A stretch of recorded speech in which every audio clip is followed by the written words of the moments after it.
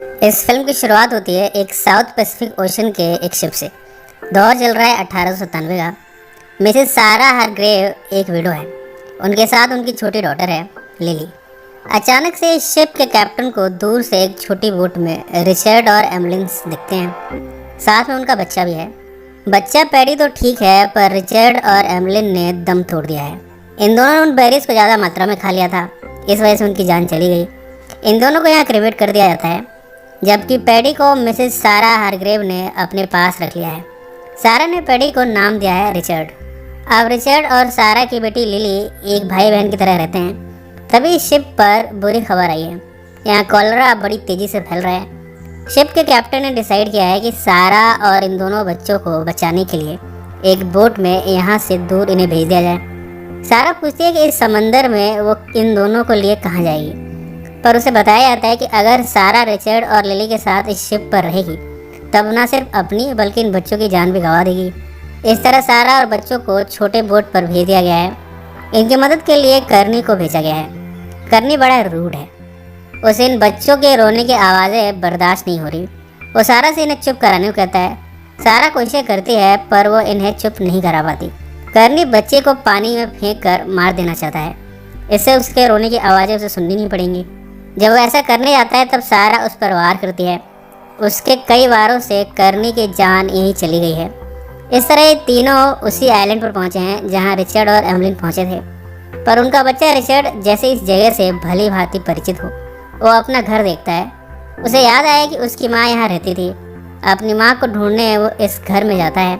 सारा भी लिली को लिए उसके साथ जाती है। सीढ़ियों पर चढ़कर घर में रिचर्ड अपनी माँ को ढूंढ रहा है। सारा उसे संभालते हुए कहती है, तुम्हारी माँ अब इस दुनिया में नहीं है। अब से मैं ही तुम्हारी माँ हूँ। मैं जानती हूँ कि यहाँ तुम रहते थे, अब से हम तीनों यहाँ रहेंगे। मैं तुम दोनों को रेस करूँगी। तुम दोनों ही अब मेरे बच्चे हो। इस तरह तीनों ने अब साथ में रहना शुरू कर दिया है।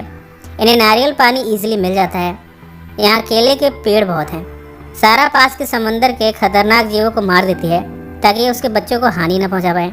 इन्होंने लकड़ी और झाड़ियाँ इकट्ठा करके आग जलाने का अरेंजमेंट भी किया है ताकि अगर कोई शिप यहाँ से गुजरे तो वो आग देखकर इनकी हेल्प के लिए आ जाए।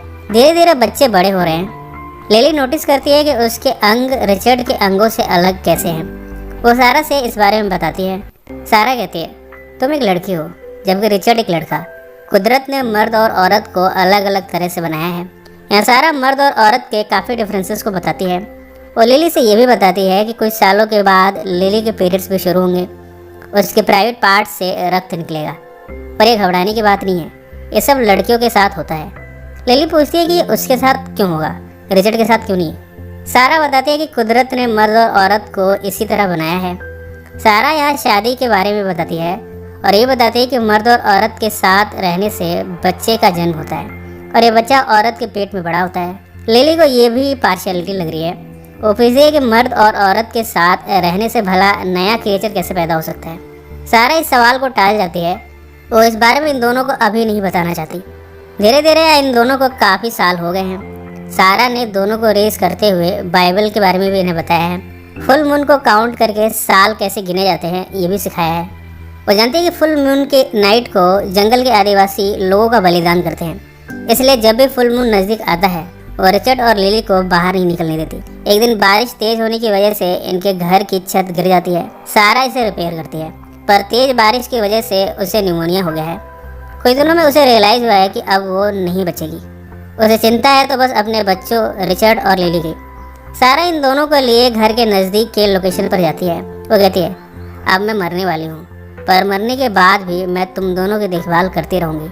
मैं एंजल बनकर तुम दोनों की देखभाल करूँगी। तुम दोनों मुझे यहीं गाड़ना। यहाँ से मैं इस घर को देखती रहूँगी। सारा के मरने के बाद उसके कहे अनुसार रिचर्ड और लिली सारा को क्रिमेट कर देते हैं। यहाँ तक कि उसकी हर इच्छा जैसे फूल रखना वगैरह वगैरह सारे रिचुअल्स परफॉर्म करते हैं। अब धीरे धीरे जब ये दोनों बड़े होने लगे हैं तब इनकी बॉडी में चेंजेस आने लगे हैं। लिली अब अपने अंगों को रिचर्ड से छुपाती है। एक सुबह जब वो सोकर उठी है तब अपने प्राइवेट पार्ट से रक्त निकलते हुए दिखती है। वो ये समझ जाती है कि उसके पीरियड्स चल रहे हैं। वो इन कपड़ों को पानी में फेंकने जाती है। रिचर्ड उसे सवाल करता है कि लिली को आखिर क्या हो रहा है। लिली उसे सारा की पीरियड्स वाली बात को याद दिलाती है। लिली अकेले में अपने ही अंगों को देखती है। रिचर्ड भी छिप छिप कर लिली के अंगों को देखकर आकर्षित होता है। वो लिली से कहता है कि आखिर दोनों पहले के जैसे क्यों नहीं रह सकते, साथ में डांस क्यों नहीं कर सकते। लिली उसकी इस जिद को पूरी कर देती है। वो उसके साथ डांस करती है। दोनों का अक्सर समय साथ में फिशिंग करते हुए, स्विमिंग करते हुए और इस आइलैंड को एक्सप्लोर करने में बीत जाता है। एक दिन ये एग ढूंढने का कंपटीशन रखते हैं। जो ज़्यादा एग्स ढूंढेगा वो जीत जाएगा। लिली इस कंपटीशन को जीत जाती है। लिली को खुश करने के लिए रिचर्ड समंदर के अंदर गोता लगाता है। वो उसके लिए मोती लाया है। लिली इसे देखकर बड़ी खुश होती है। लिली अक्सर इस मोती को अपने माथे पर लगा कर रखती है। अगले दिन रिचर्ड ने शार्क से रेस लगाई है। वो इस रेस को भी जीत जाता है। लिली को रिचर्ड का इस तरह खतरनाक स्टंट करना अच्छा नहीं लगता। रिचर्ड भी अपने अंदर बहुत से बदलाव महसूस कर रहा है। एक सुबह जब वो उठा है तब उसके प्राइवेट पार्ट्स में तनाव है। उसे काफ़ी मूड स्विंग महसूस हो रहे हैं। लिली उससे पूछती है कि आखिर रिचर्ड को क्या हो रहा है। रिचर्ड अपने अंग को छुपाने की कोशिश करता है। बाद में रिचर्ड उसके साथ चुंबन क्रिया करने जाता है। लिली को ये अच्छा नहीं लगता। वो कहती है कि अब से रिचर्ड को अपना बिस्तर दूसरे रूम में लगाना चाहिए। रिचर्ड ऐसा करता तो है पर वो लिली से नाराज़ है। वो उसे छोड़कर जा रहा है। लिली उसे नहीं जाने की रिक्वेस्ट करती है। रिचर्ड कहता है कि तुम अब वैसी नहीं रही जैसे पहले थी। वो अब आइलैंड के उस पार जा रहा है। लिली उसे रोकते हुए कहती है कि उनकी माँ ने लॉ बनाया था उधर नहीं जाने के लिए। रिचर्ड कहता है कि वो तुम्हारी माँ थी, मेरी नहीं। आज फुल मून है। रिचर्ड आइलैंड के उस पार जाता है। यहाँ वो रॉक पर बने एक स्टैचू को देखता है। इसके बाद यहाँ आदिवासी आते हैं। वो अपना रिचुअल परफॉर्म करते हैं। यहाँ वो किसी की बलि देते हैं और फिर चले जाते हैं। रिचर्ड अपने शरीर पर मिट्टी लगाता है। इसके बाद वो भी इनके जैसा लग रहा है। इधर लिली रिचर्ड को लेकर परेशान है। उसे एहसास हो रहा है कि उसे रिचर्ड की हर बात मान लेनी चाहिए थी। इधर रिचर्ड जब स्टैचू के पास जाता है तब एक आदिवासी आकर उसे देख लेता है, पर वो रिचर्ड को अपने ही बीच का समझकर छोड़ देता है। रिचर्ड भागता हुआ लिली के पास पहुंचा है और इस बारे में लिली को बताता है। लिली कहती है कि वो उसके बिना नहीं रह सकती। रिचर्ड भी कहता है कि वो लिली के लिए ऐसी फीलिंग्स रखता है। दोनों को याद आता है कि इनकी माँ ने इनसे कहा था मर्द और औरत के बीच शादी भी होती है। इस तरह दोनों आपस में शादी कर लेते हैं। अब दोनों का ज़्यादातर समय संभोग करते हुए बीतता है। एक दूसरे के साथ जिस्मानी संबंध बनाने में इन्हें सबसे ज़्यादा मज़ा आता है। अब दोनों का एक दूसरे के प्रति नज़रिया बदल गया है। ये नोटिस करते हैं कि समय के साथ साथ दोनों एक दूसरे के प्रति अपनी फीलिंग्स में बदलाव महसूस कर रहे हैं। पहले ये भाई बहन की तरह रहते थे, फिर इनमें दोस्ती हुई और अब ये एक दूसरे के प्रति डिपेंडेंट हैं साथ में रहने के लिए। कुछ समय बाद एक शिप यहाँ पहुँची है। दोनों शिप को अपने बनाए दूरबीन से देखते हैं। ये देखते हैं कि लोगों के साथ एक लड़की भी है। ये इनसे मिलने जाते हैं। इस शिप के कैप्टन की बेटी है सिल्विया। कैप्टन इन्हें कहता है कि वो इन दोनों को वापस अपने साथ अपनी सिविलाइजेशन में ले जाने के लिए तैयार है, पर उसके पहले यहाँ फिशिंग करना चाहते हैं। इस जगह को एक्सप्लोर करना चाहते हैं। यहाँ से इन्हें जो भी कीमती सामान मिल सके वो उसे ले जाना चाहते हैं। रिचर्ड और लिली इसके लिए एग्री कर जाते हैं। सभी रात को डिनर करते हैं साथ में। धीरे धीरे सिल्विया इन दोनों को अपने यहाँ के कल्चर, कपड़े पहनने का ढंग, इन सब से रूबरू कराती है। जब लिली समंदर में निर्वस्त्र होकर नहाती है तब सिल्विया का फादर उसे देखकर आकर्षित होता है। वो उसे वासना भरी निगाहों से देखता है। सिल्विया अब अक्सर अपना समय रिचर्ड के साथ बिताती है। वो उसे अपने यहाँ का डांस भी सिखाती है। लिली को यह सब देखकर अच्छा नहीं लगता। वो रिचर्ड को किसी गैर औरत के साथ नहीं देख सकती।